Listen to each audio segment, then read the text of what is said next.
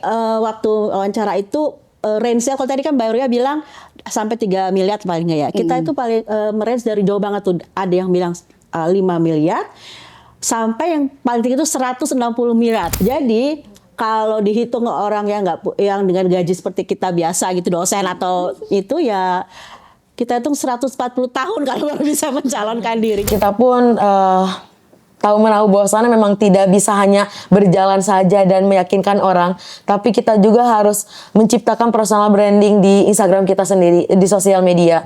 Maka dari itu butuh sekali kayak mempersiapkan konsultan, tapi konsultannya itu tidak hanya pas kampanye, tapi dari 1 tahun sebelumnya. Pertama kali nyalek, salah satu yang biaya politik pertama itu memang konsultan gitu. Karena kan niatnya belajar, belum pernah sebelumnya terjun ke pemilu gitu, tiba-tiba keluar, saya sebut angka ya, 5 miliar.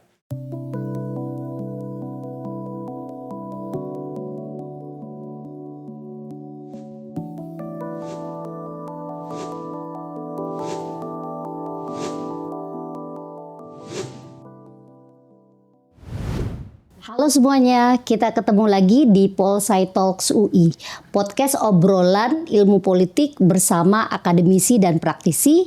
Bersama saya Huriah, Direktur Eksekutif Puskapol UI. Nah teman-teman, di episode Polsci Talks yang lalu kita sudah bicara isu-isu menjelang pemilu 2024. Hari ini perhelatan pemilu sudah selesai, meskipun kita tentu saja nanti masih ada pemilu serentak ya, Pilkada 2024. Nah, tetapi hari ini kita akan membincangkan satu isu yang jadi perhatian sebenarnya ya banyak sarjana ilmu politik ketika bicara tentang masalah-masalah di dalam pemilu di Indonesia, yaitu masalah ongkos politik, masalah biaya politik. Berbagai kajian misalnya sudah bilang bahwa biaya politik di Indonesia itu sangat mahal. Dulu Puskapol ketika melakukan sebuah riset gitu ya tentang biaya politik tahun 2009, itu temuan kami memperkirakan biaya politik yang harus dikeluarkan oleh caleg itu hanya sekitar 300-an juta gitu ya untuk level kabupaten kota. Kemudian paling mahal itu di level DPR RI gitu ya, sekitar 1-3 miliar. Tapi hari ini gitu ya kayaknya biaya politik menjadi sangat mahal sekali, sehingga menjadi penting buat kita teman-teman mendiskusikan kira-kira kenapa sih gitu ya biaya politik di dalam pemilu kita menjadi mahal. Ada di mana sebenarnya masalahnya gitu ya. Dan hari ini kita sudah kedatangan tamu istimewa. Kita sudah pernah nih kehadiran salah satu dosen ilmu politik FISIP UI, Mbak Dani. Selamat datang kembali di Polsci Talk, Mbak Dani. Makasih Mbak Ria. Ya, nanti kita akan ngobrol risetnya Mbak Dani tentang biaya politik dalam pemilu 2024. Lalu kita juga sudah kedatangan tamu yang tidak kalah istimewa. Biasanya kalau ketemu mereka di kelas ya Mbak Dani ya. Ini Polsci Talks kedatangan 2 mahasiswa ilmu politik, tapi mereka bukan sembarang mahasiswa, melainkan juga caleg. Ya, jadi belajar ilmu politik sekaligus mempraktikkan ilmu politik di lapangan. Ada Humaira. Humaira ini adalah mahasiswa ilmu politik UI dan juga caleg ya. Kemarin caleg di DPRD Provinsi Jawa Barat. Provinsi Jawa Barat dari partai PKB. Dari partai PKB. Nah, Humaira ini caleg yang terpilih gitu ya teman-teman. Jadi nanti bisa cerita nih sebenarnya apa ya yang bisa bikin Humaira seorang caleg baru gitu ya, perempuan tapi bisa terpilih di dalam eksperimen pertama kalinya ya ikut pemilu di Indonesia. Lalu juga ada yang kedua sama ya mahasiswa ilmu politik, lalu juga caleg. Kalau Opu nih namanya Opu Pangeran. Opu kemarin caleg di mana Opu? Di DPRD Kota Depok. Di DPRD Kota Depok. Dari partai? Dari Partai Gelora. Dari Partai Gelora. Masuk apa enggak nih? Enggak, ada bagiannya. Terpilih, nggak terpilih. Nanti Opu juga bisa cerita apa yang sebenarnya dialami gitu ya, hambatan yang dialami oleh seorang caleg ya. Kapan caleg itu bisa terpilih, kenapa bisa terpilih, dan apa yang membuat caleg juga tidak bisa terpilih. Nah itu kira-kira teman-teman yang akan kita diskusikan. Seru kayaknya ya. Iya. Kalau ngomongin ongkos politik soalnya orang tahu biayanya mahal, tapi sebenarnya biayanya buat apa orang nggak tahu. Nah, Iya betul. Saya pengen denger dulu nih dari Mbak Dani gitu ya. Mbak Dani kan baru-baru aja riset ya Mbak Dani. Mungkin bisa diceritain Mbak Dani kira-kira gimana sih kemarin sebenarnya risetnya Mbak? Ya, makasih Mbak Uria. Jadi kami saya kebetulan bersama dengan Mbak Ella Priantini, kami berdua disupport oleh Westminster Foundation for Democracy. Jadi kalau singkatannya WFD ya. Ini satu organisasi yang sudah banyak juga meneliti di Indonesia dan di sejumlah negara lain. Kebetulan WFD ini punya program global riset tentang biaya politik atau cost of politics gitu ya di sejumlah negara. Dan Indonesia termasuk salah satu ya yang menjadi target studinya juga gitu.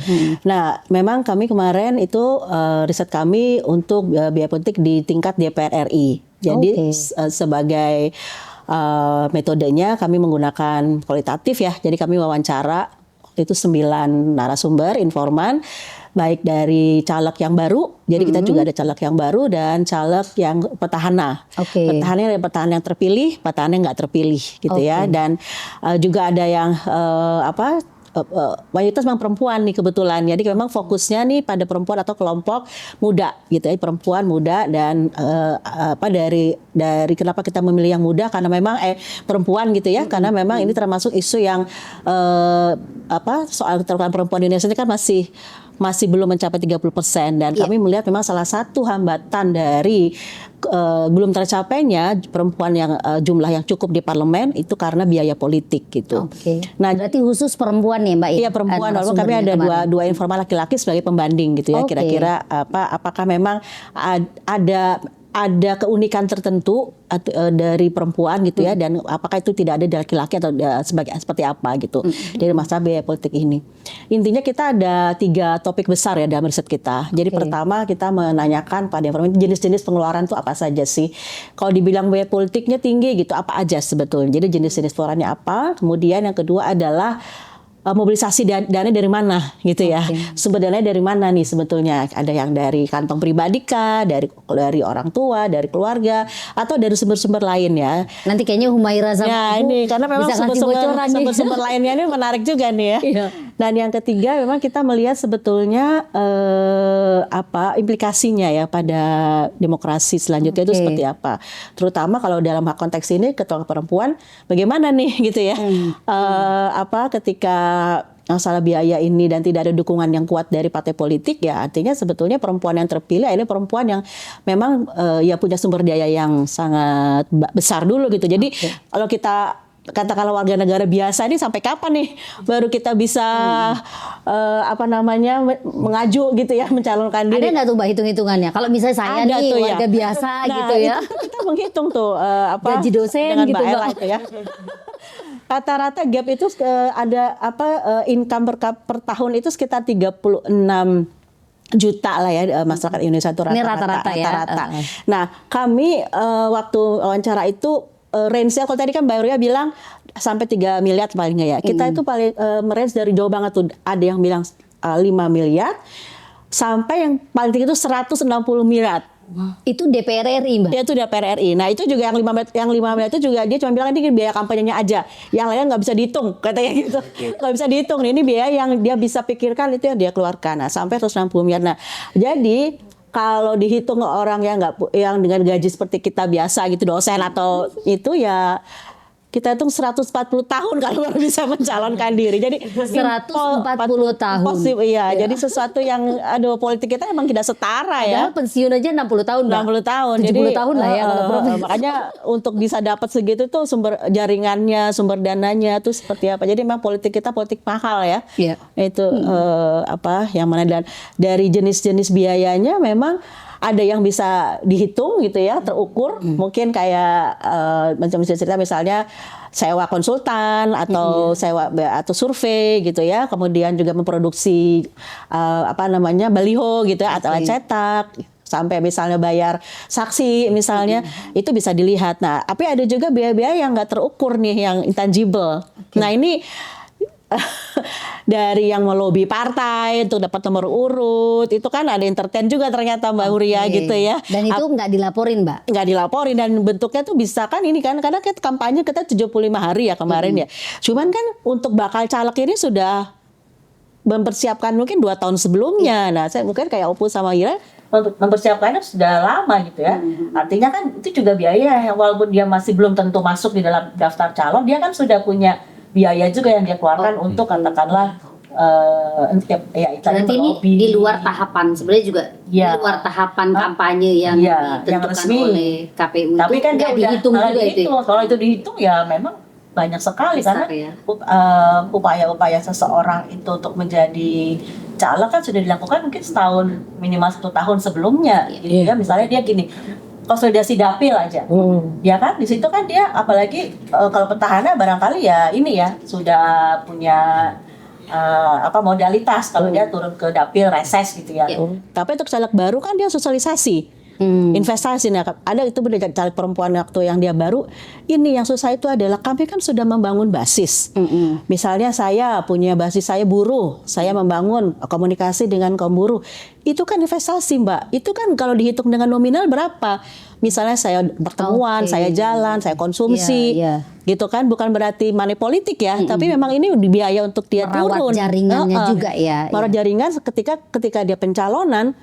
Partai melihat ini memang dia punya basis, jadi layak untuk dicalonkan kan gitu, gitu. Walaupun ini kan dan itu belum dihitung gitu. Kalau mau dihitung itu ya memang juga memang menjadi sangat besar gitu. Nah jadi biaya yang intangible ini yang sebetulnya dan juga kalau untuk caleg petahana misalnya ya merawat konstituen.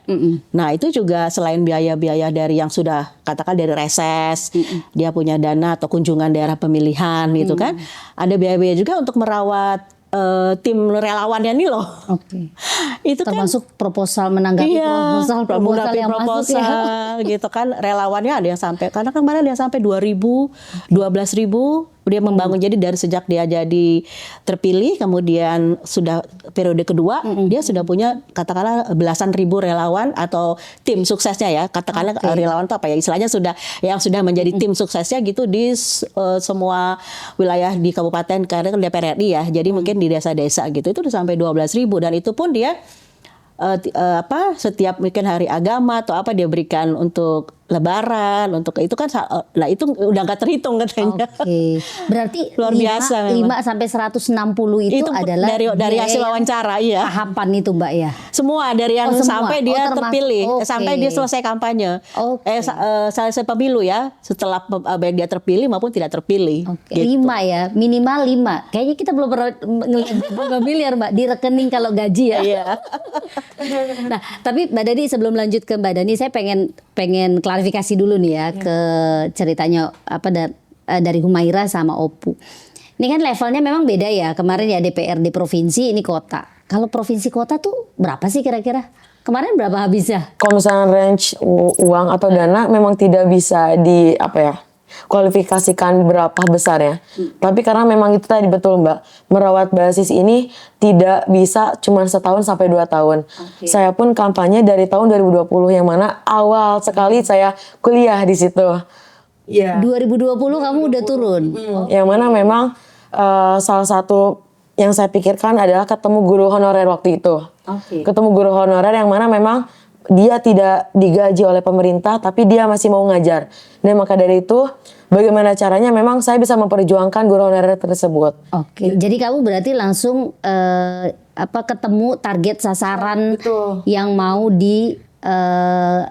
yang mau digarap gitu ya, basis konstituensinya ya. Sejarahnya di awal mula dari situ, tapi untuk struktur kita pemenangan harus ada dimulai dari koordinator kecamatan, yang mana Kabupaten Bandung ini mempunyai 31, berarti saya harus punya 31 koordinator kecamatan. Itu baru pertama. Kedua, ada 360 berapa desa di Kabupaten Bandung, yang mana saya harus mempunyai koordinator desa untuk mengelola koordinator per desa. Karena untuk mencari satu suara, satu TPS 10 orang itu sangat susah. Makanya harus banyak yang ngejagain. Selain itu pun saya harus mempunyai core TPS. Yang mana memang di core TPS itu saya nggak mau core TPS saya amit-amit, maaf banget kasarnya, ada yang sampai sakit atau meninggal. Jadi bisa saling bergantian. Berarti nggak cuma satu dong kalau kayak gitu, ada cadangan? Ada. satu TPS-nya biasanya 2 orang. Ya maka dari itu di Kabupaten Bandung ada 11.600 berapa gitu core TPS. Saya harus mempunyai 10.000 core TPS gitu. Kalau misalkan memang ambisinya mau menang. Karena hitung-hitungannya seperti ini. Kalau misalkan ya pun kita taruh satu TPS 10 orang, bisa jadi 11.000 itu udah 161.000 suara gitu. Semua target ya. Iya, target. Belum di daerah kita, di daerah TPS sendiri gitu. Karena memang kalau misalkan kita ngitung kalau pakai uang itu agak susah. Karena orang pun kalau misalnya udah dikasih uang, belum tentu mau milih. Tapi dengan kita merawat core TPS, kita merawat struktur dari DPAC, PAC, dan juga struktur praksi sendiri, itu bisa jadi suaranya memang menjadi konstituen kita, loyalitas kita, gitu. Saya pun memang kemarin sorry saya potong. Itu yang merekrut dari mulai koordinator ya provinsi, kemudian sampai ke desa, sampai ke TPS itu dari 2 tahun sebelumnya atau pada tahapan kampanye aja? dari 2 tahun 3 tahun sebelumnya. Gitu. Berarti Itu harus dirawat ya. Dari mulai kita merawat para PAC. Merawat PAC dan juga merawat Korcam itu sangat beda. Kalau PAC dia udah masuk struktur partai, kalau misalnya Korcam beda gitu, beda lagi. Nah tadi nih kalau ngomong angka nggak usah detil-detil lah gitu ya. Tapi kira-kira berapa sih kalau buat provinsi kemarin tuh biaya? Provinsi kemarin karena kan saya ya jatuhnya tuh di ini ya, disatukan gitu. Jadi satu kesatuan. Jadi dari RI ke kabupaten nomor satu semua gitu. Jadi kita Tandem gitu ya. tandem juga sama nomor urut. sharing cost. Ada sharing juga cost. Yang mana memang kita lobbying juga ke mereka bagaimana caranya saya bisa memenangkan suara tersebut di daerah mereka, di dapil mereka dengan suara mereka yang mereka janjikan, dan juga kita hitung-hitungannya seperti itu. Oke, berarti provinsi, tandemnya provinsi, kemudian kabupaten kota sampai RI. Oke, semuanya itu ya. Nah, kira-kira nih ya walaupun agak sensitif gitu ya, tapi kira-kira berapa sih besarannya kalau Kalau besarannya masa kampanye karena kebanyakan bikin baliho, iklan, billboard, kaos, merchandise seperti itu, kurang lebih ya 1 ada. Oke, logistik itu ya. Itu untuk logistik aja ya. Oke. Logistik ada karena kita pun tahu menahu bahwasannya memang tidak bisa hanya berjalan saja dan meyakinkan orang, tapi kita juga harus menciptakan personal branding di Instagram kita sendiri, di sosial media. Maka dari itu butuh sekali kayak mempersiapkan konsultan, tapi konsultannya itu tidak hanya pas kampanye, tapi dari 1 tahun sebelumnya. Jadi mereka mensurvei nama saya ketika saya jalan dari tahun 2020, mereka nyari per daerah dari dapil 1 sampai 7, dari ujung Nagrek sampai ujung Ciwidey juga. Ya, jadi mereka mencari, jadinya nggak susah buat saya. Nggak susahnya di mana ini nama Humaira yang belum tercapai, yang belum tahu aja. Ibu, bapak tahu nggak Humaira? Nggak tahu. Nah, maka dari itu saya datengin. Oke, nah ini menarik deh ceritanya Humaira. Nanti sebelum saya ke Opui, Mbak Dani, tadi kan Humaira menyinggung juga tuh soal survei. Temuan risetnya Mbak Dani juga bicara soal survei itu. Kenapa ya Mbak? Kok sampai caleg sendiri pun sampai harus ada surveinya gitu? Padahal dulu kan survei itu biasanya hanya untuk cakada gitu ya, atau pilpres gitu. Ya karena memang pertama begini ya, partai itu kan sekarang untuk menjadi caleg itu kan juga harus semuanya kadernya ya. Dia juga membuka non kader, karena kan di dalam aturan undang-undangnya kan tidak anggota partai politik gitu aja, tidak menyebutkan berapa lama dia menjadi anggota. Nah, sementara partai memang membutuhkan orang-orang yang dianggap populer, yang bisa memenangkan kursi di dapil tersebut. Nah, makanya dia butuh pemetaan nih, dia butuh bukti bahwa memang orang ini populer, bahwa potensi elektabilitasnya itu tinggi gitu. Jadi, nah akhirnya kemudian si bakal caleg ini berlomba-lomba bikin survei di daerah tersebut gitu. Dan bahkan nah survei ini dari banyak kasus kami ya ada yang partai mendanai memang, tapi tidak untuk seluruh caleg. Partai itu juga punya preferensi. Misalnya si ini ada misalnya partai ingin si itu menang, itu jadi gitu ya. Karena dia memang punya timbal balik gitu hubungan. Nah, dia akan mendanai hanya caleg itu saja, beberapa caleg. Nah, untuk kebanyakan caleg ya dia harus support dengan dana sendiri untuk mengadakan survei itu gitu di dapilnya. Nah, ini juga jadi dan juga memang pengaruh juga dengan sistem terbuka ya. Terbuka kan memang dia harus punya target ini berapa suara. Jadi si bakal caleg ini dia akan melihat caleg yang terpilih di pemilihan itu dapat berapa suara. Nah dari situ kan berarti dia harus punya paling nggak 2 kali atau 3 kali potensinya supaya dia bisa menang. Nah itu memang betul. Jadi sebetulnya di satu sisi ada ini Mbak Huria ada scientific ya, ada ilmiah begitu ya. Jadi tidak asal katakanlah dia strategi itu tidak asal jalan begitu saja, tapi terukur gitu. Jadi kalaupun dia harus mengeluarkan uang, dia terukur gitu. Misalnya di sini saya kosong, padahal di sini itu basis yang masih belum banyak dimasuki oleh orang-orang gitu ya. Nah, saya mungkin di sini gitu loh. Jadi dia akhirnya punya dasar yang ilmiah untuk turun memaksimalkan di pemenangan di daerah yang mana gitu. Itu memang untuk kepentingan si caleg sendiri itu sangat dibutuhkan memang survei itu. Nah, masalahnya sekarang kan bagaimana itu dikelola begitu ya, tidak sampai kemudian kadang-kadang begini, lembaga surveinya juga barangkali harus dilihat dulu dia kredibel atau gimana, jangan sampai calegnya juga kemudian jadikan manipulasi supaya asal survei saja gitu. Itu sih sebetulnya. Ya ini kan memang kadang-kadang problemnya lembaga survei bertebaran gitu ya. Mungkin kalau untuk yang caleg baru ya, yang minim pengalaman belum tentu gitu ya bisa memilah. Nah saya pengen nanya juga nih ke Opu, pengalamannya Opu gimana, kemarin pakai lembaga survei juga nggak? Nah itu menarik. Tapi mau menjawab juga sekaligus pertanyaan yang pertama soal di kota ya, perbedaannya dengan provinsi. Kalau secara kasar Mbak Huria, dengan berbagai indikator misalkan luas geografi yang lebih kecil gitu kan, penduduk demografi yang lebih sedikit juga, itu juga kemudian berpengaruh pada biaya politik. Artinya bisa dibilang relatif lebih sedikit dibandingkan provinsi ataupun RI gitu. Tetapi ini bicara sedikitnya berapa nih? Tetapi ini bicara kasar. Karena bicara spesifiknya sebenarnya hampir ada yang beririsan dengan provinsi gitu. Artinya hampir ada yang sama atau bahkan lebih dengan caleg provinsi itu ada gitu. Jadi benar kata Mbak Dani tadi, kita bicaranya range. Jadi pertanyaan mengenai biaya politik ini tidak bisa spesifik. Jadi ada range di situ. Karena ya ada yang jor-joran, ada juga yang tidak gitu. Nah, kemudian soal survei gitu. Ini biaya politik gitu. Saya ini sedikit bercerita ya. Waktu itu memang bukan seperti Humaira yang jauh-jauh hari. Saya memang agak mepet ini dengan pencalonan. Sangat mepet gitu. Tidak ada yang menduga. Saya pun juga tidak menduga sebenarnya nyaleknya di pemilu ini gitu. Niatnya memang pada awalnya ingin sebagai mahasiswa ilmu politik pengen juga ikut serta dalam pemilu ini, tapi tidak sebagai partisipan pengawas gitu kan, sebagai peserta pemilu pengennya gitu. Jadi memang niatnya itu, tapi kalau dalam teori dan dalam praktik juga masa sih udah nyalek nggak ada kepikiran mau menang, mas pasti ada dong gitu, pasti ada gitu. Nah ketika pertama kali nyalek, salah satu yang biaya politik pertama itu memang konsultan gitu. Tapi saya tidak keluar ya, maksudnya saya tidak mengeluarkan untuk itu.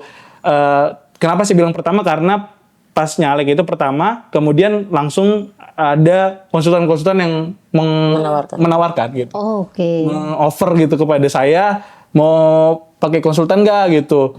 Nah itu saya kaget karena waktu itu, karena kan niatnya belajar, belum pernah sebelumnya terjun ke pemilu gitu, tiba-tiba keluar, saya sebut angka ya, 5 miliar waktu itu untuk kota. Konsultan nawarin. Konsultan gitu. Dan memang ini all in ya, jadi kan ada yang parsial gitu, ada yang separuh, ada juga yang all in gitu. Ini berarti sampai pemenangan sebenarnya, bukan hanya survei aja ya? Iya, itu konsultan all package ya, all in itu 5M gitu. Kemudian karena kota. Karena getol gitu kan, saya kan wah kaget juga tuh. Sebenarnya respon pertama tuh kaget gitu, 5M itu kaget. Tapi cenderung ngotot juga ya, ngejar juga gitu kan mereka ini gitu. Bahkan sampai akhirnya kemudian jangan 5M deh, 3M deh gitu. Iya, ada diskon mungkin kali ya. Tapi tetap aja di angka segitu dalam posisi saya itu tidak rasional seperti itu. Nah, tantangannya saya Humaira dari 2020 Mbak Huria lebih lama, artinya persiapannya lebih lama juga, cost politiknya juga lebih banyak. Tapi kemudian bukan berarti yang mepet juga kemudian sedikit gitu. Karena kan ada yang harus dikejar gitu, Nah, kemudian saya perlu juga tekankan bahwa ketika saya datang dari partai politik yang tidak familiar, tidak populer, itu juga beban. Itu juga beban, Mbak. Karena saya selain harus mempopulerkan diri saya sendiri juga harus mempopulerkan partai saya, dan itu cost tersendiri juga gitu. Cuman bagian itu mungkin bisa di-sharing dengan partai gitu. Oke. Nah ini menarik nih poin soal partai baru. Mbak Dani, di riset Mbak Dani ada nggak sih Mbak keterkaitan gitu ya bahwa keberadaan partai, entah itu partai lama, partai baru, partai kecil atau partai besar gitu, itu menjadi faktor yang juga mempengaruhi biaya politik. Ya ada sih, kan kami juga mewawancarai caleg baru dari partai baru gitu ya, partai baru yang baru ikut pemilu pertama juga pernah ikut tapi tidak terpilih gitu. Jadi kadang-kadang begini, mereka juga melihat ya, memang sebagai partai baru ini bukan hanya soal personal ya, tapi juga bagaimana mereka bisa membawakan partainya itu. Ya. Nah, ada begini kasusnya ya. Jadi dia tuh udah merasa hopeless ketika pada akhir kampanye itu dari partai-partai itu dari calegnya itu udah jor-joran. Istilahnya udah nyiram itu udah banyak banget gitu. Jadi dia hitung-hitung, nah saya udah sekalipun ini udah nggak kuat nih gitu kayaknya. Jadi ya udah, dia ada di masa akhir kampanye dia nggak melakukan apa-apa. Jadi ya itu juga beban psikologis juga ya buat caleg perempuan itu gitu ya, karena dia udah melihat bahwa bahkan dia udah dijanjikan misalnya nanti kita tadi tandem seperti itu, tapi nggak jalan gitu. Ada seperti itu. Jadi tapi juga ada pengaruh ini juga ya, pilpres yang serentak juga gitu. Dari partai yang baru ini juga dia harus mengkampanyekan capresnya gitu. Nah, tapi kan ini juga tidak selalu untuk dia bisa pegang juga gitu ya. Jadi dia capresnya juga, terus dianya juga belum juga di daerah yang mungkin didukungan untuk capresnya tidak seperti yang diinginkan gitu ya. Nah, itu juga ada fenomena di partai baru gitu yang kita survei kemarin. Tapi komposisi biayanya ini memang beda sih. Biaya-biayanya untuk partai baru itu kebetulan yang kita survei itu memang dia sih nggak mengaku ada survei gitu ya. Dia melakukan gitu ya. Tapi paling nggak kalau yang satu kan memang ada dari dua-dua itu sebenarnya bukan partai baru pertama kali, tapi udah pernah pemilu sebelumnya, tapi tidak masuk gitu tidak ya. Masuk tapi dua-dua tetap tidak masuk threshold gitu. Dan dia tadi modalitas untuk bikin survei itu nggak kuat gitu. Mungkin kayak Opu tadi kita ditawarin juga gitu ya, akhirnya dia nggak, karena partainya memang menyerahkan sendiri kepada calegnya itu gitu. Berarti kalau di partai baru sebenarnya belum tentu langsung dari partainya ya gitu ya untuk komponen biaya surveinya ya. Iya. Partai lama pun saya yakin ya untuk mengadakan survei juga tidak semuanya, karena cost-nya besar juga, apalagi partai baru gitu. Apalagi partai baru gitu. Ya tadi saya bilang misalnya dia satu kali survei untuk kabupaten kota, tapi dia cuma survei aja ya, itu antara 100 sampai 150 juta satu kali survei. Udah gitu kan dia paling nggak bikin 3-4 kali gitu ya. Nah, kalau petahana dia itu juga ada kasus memang dia sudah bisa punya tim suksesnya yang bisa bikin survei internal sendiri. Gitu. Jadi sudah diajarin gitu loh. Jadi dia udah punya daftar konstituen ya kan, dia mungkin waktu itu dia bisa tarik sampel sendiri. Jadi ada juga dari caleg petahana yang udah 3 periode ya. Udah 3 periode dia udah tahu survei gimana caranya gitu. Nah, jadi dia pakai jaringan internalnya dia sendiri, nggak perlu pakai survei dari lain. Nah, itu juga barangkali jadi, karena uangnya kan dari uangnya dia sendiri ya, muter ya, dia save fund gitu untuk dia bikin caleg sendiri, survei sendiri. Itu jadi memang kebutuhan utama berarti ya. Tampaknya seperti bahkan itu. dalam pemilu legislatif. Nah, tadi saya agak ngeri sebenarnya pas dengar angka gitu, 1M gitu. Tadi Humaira kan mahasiswa ya gitu. Terus Opu juga walaupun gak nyebut angka, tapi begitu tahu ada tawaran 5M dari konsultan juga kan angka yang kalau kita pakai hitungan normal gitu ya, kayaknya ini gede banget gitu. Nah, ini dengan angka atau biaya politik yang gede gitu ya. Kalau dari temuan surveinya Mbak Dani ya, dan nanti juga mungkin Humaira bisa cerita gitu ya. Itu gimana kemudian pasca sudah terpilih gitu ya. Apa sih dampaknya kemudian ketika ongkos politik yang harus dikeluarkan segitu gedenya gitu. Kalau pengalaman Humaira nih minimal yang sekarang inilah ya gitu. Lalu juga mungkin nanti habis itu Mbak Dani ya, hasil risetnya tuh kayak gimana tuh sebenarnya implikasi dari mahalnya biaya politik itu. Humaira dulu mungkin ya bisa cerita. Jadi memang Jadi sedikit cerita nih Mbak Uri ya. Bahwasanya memang keluarga saya ini memiliki usaha kecil-kecilan yang mana memang tukang anduk gitu kan. Jadi kita nge-explore anduk mau ke Kalimantan, Jakarta. Ya makanya dari itu kita ngambilnya dari situ gitu kan. Dan memang mau nggak mau harus dari uang usaha gitu. Nah dari uang usaha. Tapi bagaimana caranya memang selain kita mengambil uang dari usaha, kita pun mengeluarkan barang usaha kita. Jadinya anduk saya dijadiin merchandise untuk dikasih gitu. Ya, untuk dikasih lagi ke konstituen kalau misalkan mereka membutuhkan, ada bencana seperti itu. Dan juga sekarang pasca nyalek yang pastinya memang orang bilang kan pasti membutuhkan balik modal gitu kan. Tapi yang perlu saya tanamkan kan dalam politik ini ada etika juga, ada moral juga. Nggak mungkin saya menanamkan untuk jadi ini harus balik modal nih, segala macam, karena mungkin dididik oleh orang tua seperti itu gitu. Jangan mengharapkan balik modal ketika kamu nyalon. Seperti itu. Berarti orientasinya bukan langsung cari balik modal. Enggak. Kalau misalkan saya cari balik modal mungkin saya udah ngegadiin SK DPR tapi belum sekarang. Iya. Itu udah banyak gitu. Iya, tapi belum. Alhamdulillah gitu. Jangan sampai. Jangan sampai. Iya. Tapi itu kan juga fenomena soal menggadaikan SK itu kan gara-gara biayanya mahal gitu. Kalau yang saya dulu suka dengar kan SK PNS ya digadaikan gitu. SK DPR ternyata juga bisa diterima oleh bank gitu. Oleh pegawai ya makanya gimana tuh ya. Nah ceritanya Humaira mungkin beruntung nih Mbak karena punya usaha, keluarga dan keluarga support kan gitu kan pasti support. Kalau dari temuan risetnya Mbak Dani nih kan tadi ada sekian banyak narasumber gitu ya yang diwawancara, mereka pengeluarannya besar. Itu apa sih sebenarnya Mbak implikasinya baik buat si kandidatnya sendiri gitu ya, atau ketika mereka sudah terpilih jadi politisi, atau kita melihat juga secara umum nih, kalau biayanya sebegini mahal terus, survei jadi kebutuhan mutlak, gimana kita melihat kesempatan tadi ya, ruang akses yang orang biasa tuh bisa masuk gitu. Jadi memang implikasinya yang pertama ya tadi kompetisi semakin sempit ya. Jadi ruang rekrutmen untuk jadi kandidat tuh semakin sempit ya. Soalnya sekarang kan memang data DPR RI hampir 50% itu memiliki hubungan kekerabatan. Ya kan, itu berarti kan ada jaringan politik itu terkait jaringan keluarga, terkait dengan jaringan ekonomi gitu ya, dan sosial gitu. Nah ini kan membuktikan bahwa sumber rekrutmen partai itu semakin sempit gitu ya, dikuasai misalnya mantan pejabat daerah kan, itu mereka kemudian mantan bupati, mantan gubernur tuh direkrut jadi caleg. Jadi partai itu tidak melakukan pengkaderan ya. Jadi yang udah jadi udah diambil sama dia gitu kan. Pengennya instan dengan instan karena ya tadi supaya dia dapat memenangkan paling tidak threshold untuk DPR RI ya.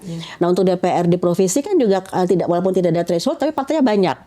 Karena kemarin 18 partai, sementara rata-rata yang masuk dalam partai itu 10 misalnya, 10 partai dalam DPR. Jadi pasti persaingannya banyak gitu ya. Nah untuk satu kursi sekarang dengan model Senlak itu kan membutuhkan suara. Senlak itu kan suara terbanyak itu yang punya kesempatan untuk meraih satu kursi di DPR dan DPRD, terutama DPRD yang tidak ada threshold. Jadi memang satu sisi rekayasa sistem pemilu kita itu memang mendorong adanya penyederhanaan partai ya, baik di dalam parlemen maupun dalam kompetisi, tetapi di sisi lain partainya sendiri itu memilih jalur instan untuk bisa memenangkan kursi gitu loh. Mengkaderan menjadi tidak penting gitu ya dalam tanda kutip, walaupun ada tapi kader sendiri nggak didukung. Jadi dia punya sistem pengkaderan, misalnya mungkin Humaira juga dari kader partainya kan ada kader gitu pengkader, tapi ketika dia caleg, saya baca beberapa ADART itu memang tidak memberikan fasilitas untuk kadernya sendiri yang sudah mengikuti pengkaderan. Misalnya udah kader sekian tahun lepasin baru 1 gitu ya, atau dapat dukungan pendanaan untuk kampanye gitu. Itu kan jelas gitu ya.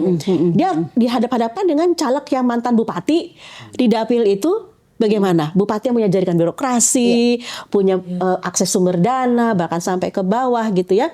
Nah ini kan nggak fair gitu, apalagi buat caleg perempuan. Nah dalam kasus kami juga ada tuh caleg laki dan caleg perempuan sama aja ternyata perlakuannya oleh partai. Jadi di dalam kasus informan kami ada caleg perempuan yang di dapilnya itu dia petahana udah 2 periode, ternyata dilawan dengan menantunya bupati, kalah. Di satu lagi caleg laki-laki udah juga 2 periode, ternyata partainya melawan memasangkan dia, maksudnya yang jadi kompetitor itu adalah anaknya wali kota. Ya partai pengennya dapat 2 kursi. Oke. Tapi kan persaingan tidak mampu. Akhirnya dapat 1 kursi ya kok dilala petahananya yang terlempar gitu ya. Sementara petahana ini kita nilai punya jejaring jejak yang cukup baik dalam hal advokasi kebijakan. Jadi satu sisi sebetulnya dari sisi masyarakat kita advokasi kebijakan kita rugi nih kehilangan orang-orang yang kita anggap punya rekod yang baik selama dia menjabat. Tapi dari sisi partai dia nggak rugi, kursi tetap ada. Sekalipun nggak sampai 2 kan, tapi tetap ada 1. Jadi tetap sesuai dengan target gitu. Nah, jadi bagaimana ya di situasi kita di situ implikasinya. Yang kedua juga tadi kan bicara soal undang-undang pemilu kita kan tidak mengatur batas atas pengeluaran kandidat caleg, yang diatur kan partai, penerimaan partai politik.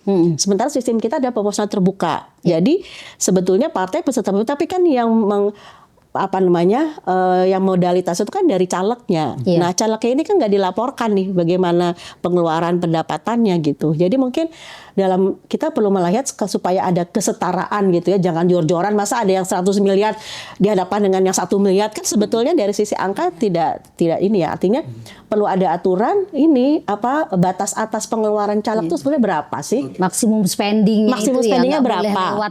Jadi kan itu harusnya ada aturan yang memang kita berdasarkan kajian, mungkin nanti Puskapol bisa mengkaji sebetulnya untuk DPRD kota, DPRD provinsi, RI itu batasnya berapa, dihitung berapa, dan supaya kesetaraan itu ada. Jangan orang yang kaya ya dia bisa mengeluarkan sampai ratusan miliar, sementara dia basisnya aktivis, cuman bisa keluar 5M, ya dilawan dengan yang menyiram itu kan ya tidak adil gitu. Jadi ada ajas keadilan, kesetaraan itu belum ada melindungi para caleg kita, terutama caleg perempuan. Nah, perempuan kita kan harus ada izin suami, keluarga, orang tua gitu ya. Belum lagi ketika dia harus pindah dapil, dia meninggalkan keluarganya gitu. Dia harus sewa rumah di situ. Suaminya bekerja, akhirnya hubungannya jarak jauh. Anaknya yang kecil harus gitu kan.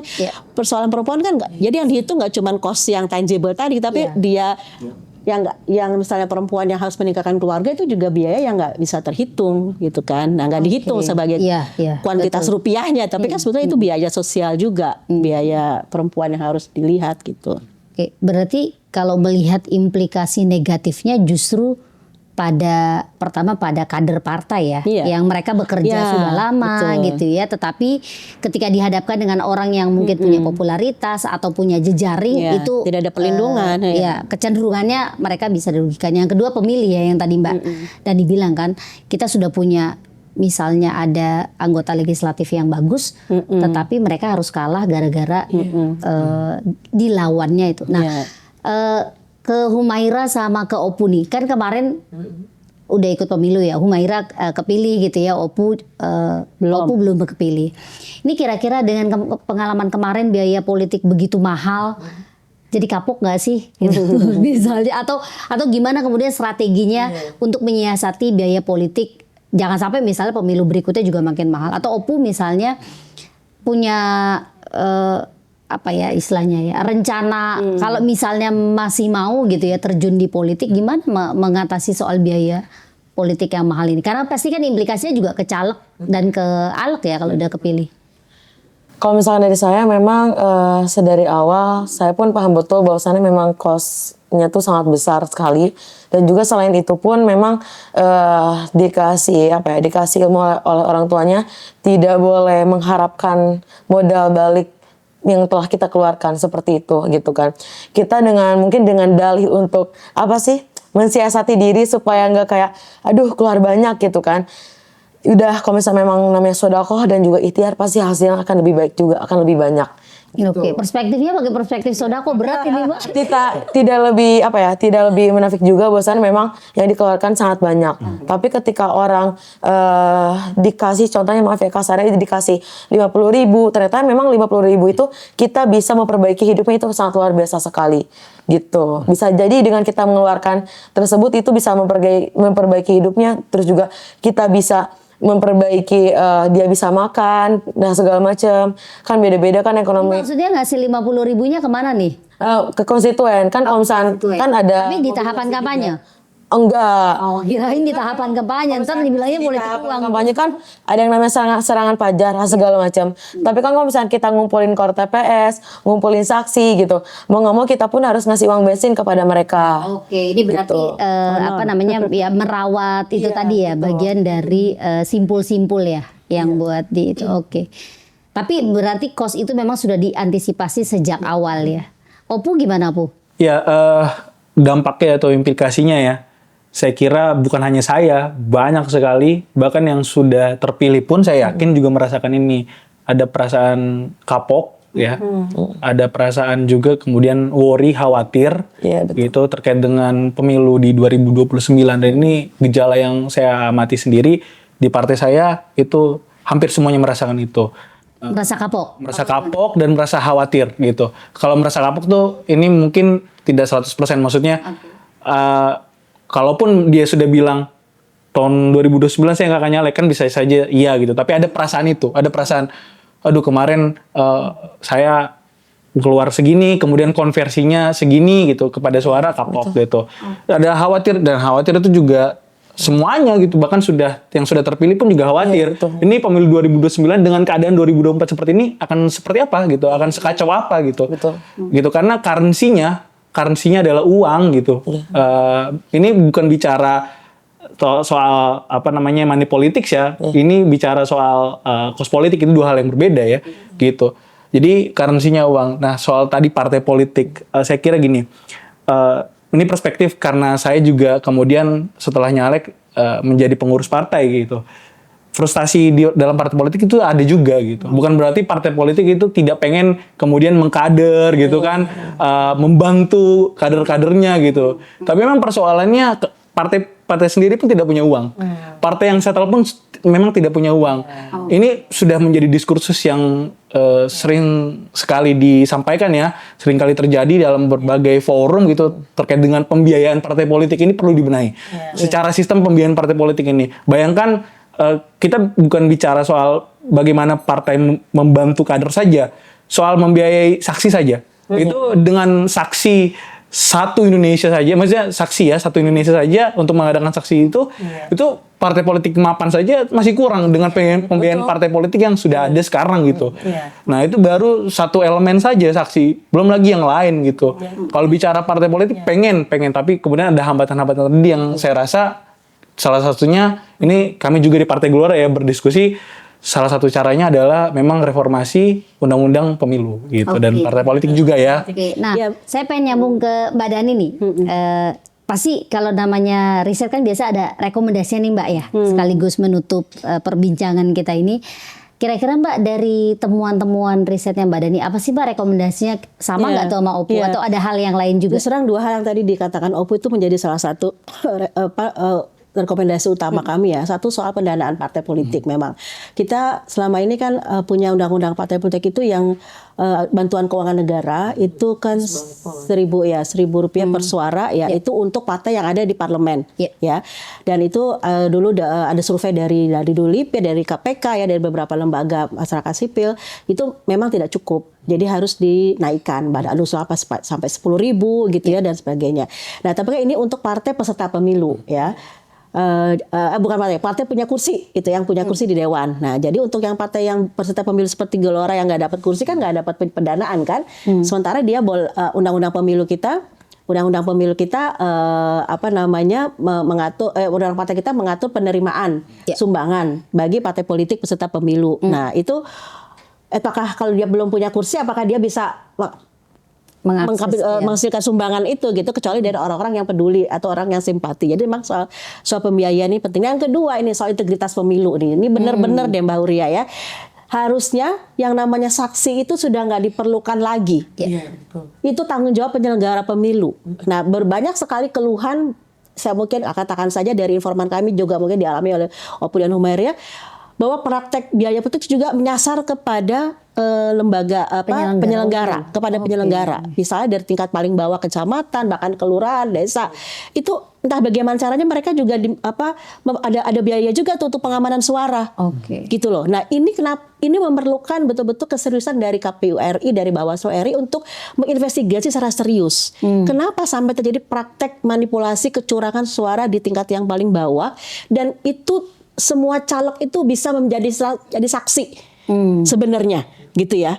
Tapi kan ini kadang nggak mau lapor. Saksi terhadap praktik kecurangan. Iya, tapi semuanya dianggap itu biasa atau disembunyikan atau ya sudah terjadi. Padahal itu kalau itu dibuka, artinya KPU mau mengundang para caleg dan berbicara terbuka dan dilindungi mereka gitu ya.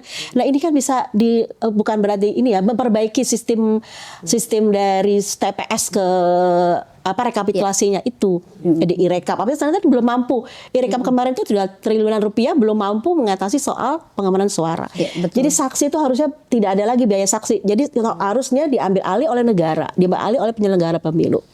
Dan catatan penting dari biaya politik yang juga kami temukan dan kami rekomendasikan adalah ini untuk memperbaiki integritas penyelenggara pemilu dari tingkat yang paling bawah sampai ke atas, terutama dalam hal praktek suap itu. Lalu juga bagaimana keberlangsungan ya dari demokrasi gitu ya. Ini juga menjadi satu rekomendasi kita. Kita mau menuju demokrasi yang berkeadilan dan berkesetaraan. Nah, kita sudah tahu bagaimana kita melakukan reformasi perubahan Undang-Undang Dasar 45 ya, kemudian turunannya kepada regulasi. Nah, ini ternyata belum menjadi hasilnya belum menghasilkan demokrasi yang berkeadilan dan berkesetaraan. Nah, sehingga ada orang-orang yang terpinggirkan di dalam proses demokrasi kita.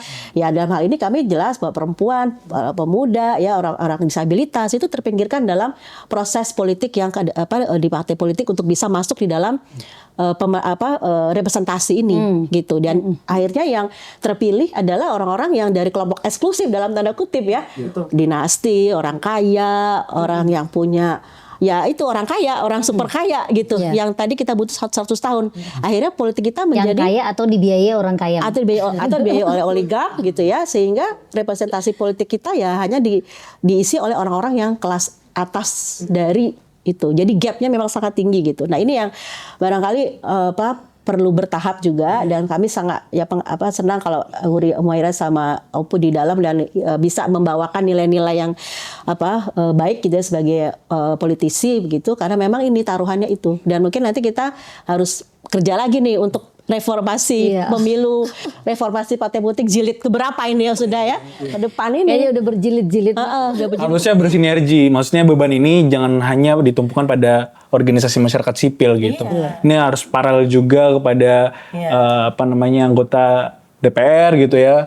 Partai politik juga saya yakin ini keinginan bersama gitu. Karena kemudian kerugiannya juga ditanggung bersama. Partai politik, kandidat juga merasakan kerugian itu. Bagaimana kos politik itu besar sekali gitu. Dan pembiayaan partai politik itu sangat minim, belum mampu memenuhi kebutuhan. Kalau satu aja misalnya KPU-nya bisa mengatasi soal tadi, itu mungkin separuh dari pengeluaran itu bisa teratasi. Artinya suara rakyat betul-betul bisa dijaga, kemurniannya.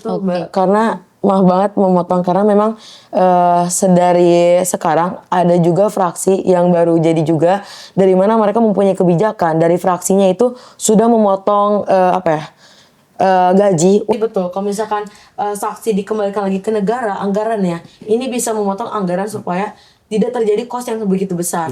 Karena sejujurnya kami pun dari caleg juga sangat berat ketika kita harus kayak pelatihan saksi, terus juga harus mengumpulkan saksi, memobilisasi dengan yang lainnya. Karena kalau misalkan anggaran dari negara membantu, ini juga bisa menjadi ada sedikit revisi ke partai politik sejujurnya. Karena mungkin kebijakannya bisa diubah sedikit, karena kalau misalkan gaji agak dipotong untuk saksi 2009, kan bisa jadi umur saya pun belum tentu sampai 2009. Karena seperti itu ya Mbak ya. Gitu. Oke, iya. Ladang korupsi baru ya. Saya kira itu memang solusi Mbak. Harus solusi karena gini. Karena efeknya itu domino ya, paralel gitu. Ini belum bicara soal pembiayaan partai politik yang kemudian berpengaruh pada korupsi gitu.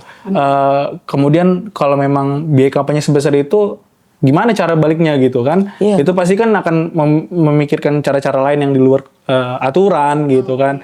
Nah itu juga soal bagaimana kami yang misalkan yang tidak punya modal sebesar itu untuk masuk dalam arena gitu kan, bertarung sampai menang itu kan kemudian kan kecil kemungkinannya kalau memang sistemnya seperti ini gitu. Oke, ini perbincangannya makin menarik nih ya.